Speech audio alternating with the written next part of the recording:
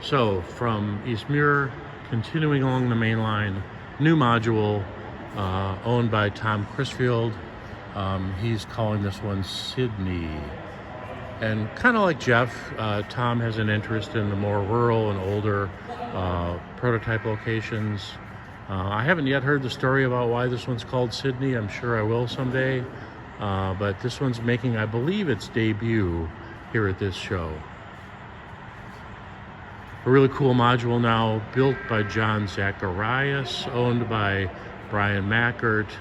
Big Lake, which is a prototype location where the North Star terminates, I think is correct, at least as a stop along the North Star Railroad, which may not have a long time yet to live.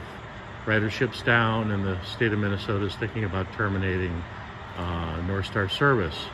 But we have a little bit of it preserved forever here on the Big Lake module.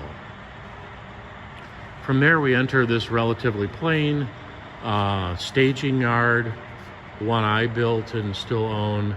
This is Trout Brook. Very, very plain in terms of scenery. It has some pretty cool electronics. It's using routing, so operators coming or leaving from Trout Brook push one of these buttons for each track.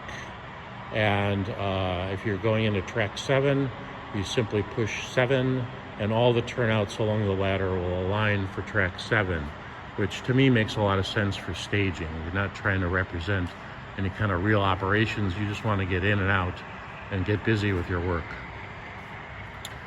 Then coming out of Trout Brook, this is actually part of that module set and allows us to continue the railroad through Trout Brook. This is a location inspired by a place that no longer exists. It's now condominiums, but the rails around the Twin Cities know this location quite well, and it was called Hole in the Wall. Hole in the Wall in real life was double track, but I turned it into a single track, and trains literally came and went out of this teeny little opening, going back and forth between locations in Minneapolis. From Trout Brook, now we enter the amazing and long-lasting Summit Loop, built by Darren Voorhees, and now caretaken by AJ. And we'll walk around the Summit Loop, and then I'll stop the video and we'll head over to the branch line. So just giving you a good look at Summit. Turns into 3 tracks, with the outer one being scenic to represent a low traffic kind of passing siding. Moving along, still in Summit. And as we get to the throat of this balloon track, I'll point out that AJ has wired this now with detector connected to the auto reverser, and so trains entering the loop will either go left or right, and then when the auto reverser goes off, this entering turnout changes position, and so operators don't actually have to operate this turnout. You basically can zoom around the loop without having to do anything. We've moved back to City Junction. We've been here. We went down the main line before. Now we're taking the other branch down our branch line.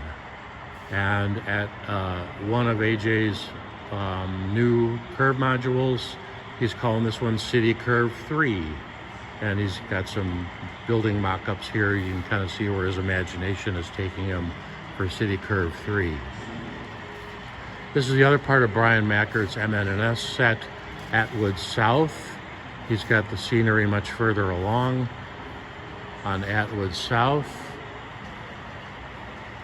And coming out of Atwood South, continuing along the branch line, we come to second of Tom Crisfield's modules. This one is called Wayne Manor.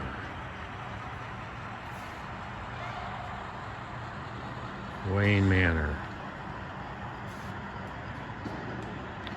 The runaround ends at this transitional module of AJ's Allied Waste. Allied's been around a long, long time. It's inspired by a location. Allied Waste. Inspired by a location in Minneapolis. Turn out over a bridge. Allied Waste. Into Signal Mo MP12, 12-inch long Signal Mo. Built by and brought by Brian Mackert. We go into kind of a dense forest made up of 2 modules. The first of those is Jeff McCaffrey's Sullivan's Leap. It's really hard to give you a good view of Sullivan's Leap because of all the trees and the sort of alleyway that you get running through the trees. Again, Jeff's an old-timey modeler, so there we have a wood trestle. And another scenic one going over the main line or the branch line.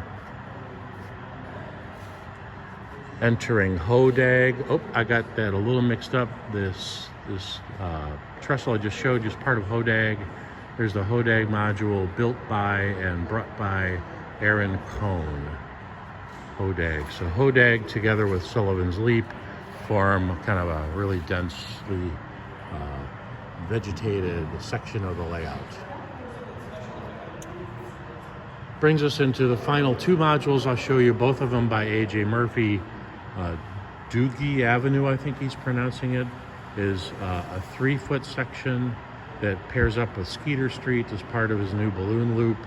Doogie Avenue. Show you the other side. And then ending our tour on a module you may have seen before.